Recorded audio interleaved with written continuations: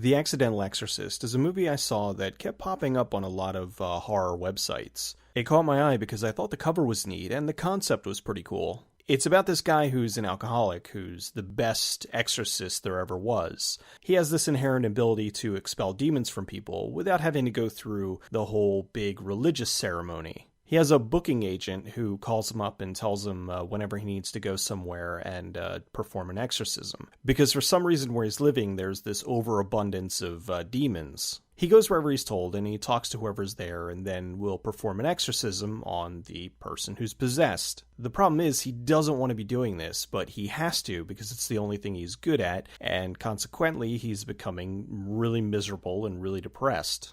The movie was being sold kind of like how The Evil Dead was. They were trying to make it out to be sort of a gross-out, humorous horror film, and it was a little bit, but unfortunately it was also terrible. The concept was good, but the execution was just awful. The acting was bad, a lot of things that happened were very monotonous, and even though the movie was 80 minutes, it felt like it was like 3 hours long. I just couldn't believe it. I'm watching it and I'm like, oh my god, end! Why won't you end? It was very plotting. It was just the guy would get a phone call and he would go over to the person's house and he would talk to somebody for a little while and then he would go in for the exorcism and he would just go off on a tangent talking about things, and then the actual exorcism was usually just him grabbing a hold of the person and tapping on their forehead, and then he would pass out and wake up back at his house and they would kind of repeat the cycle all over again.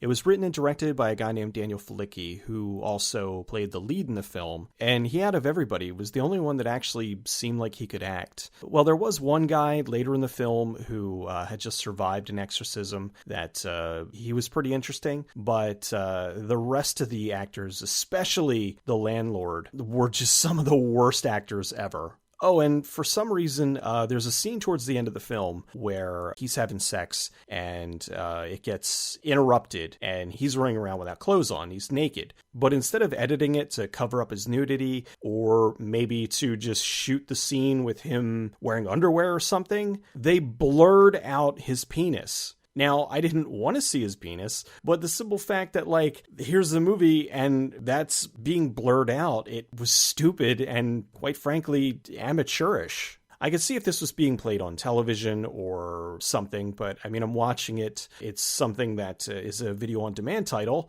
and they're blurring that out. It made me laugh. It just was like, oh, okay, another fuck-up from this movie.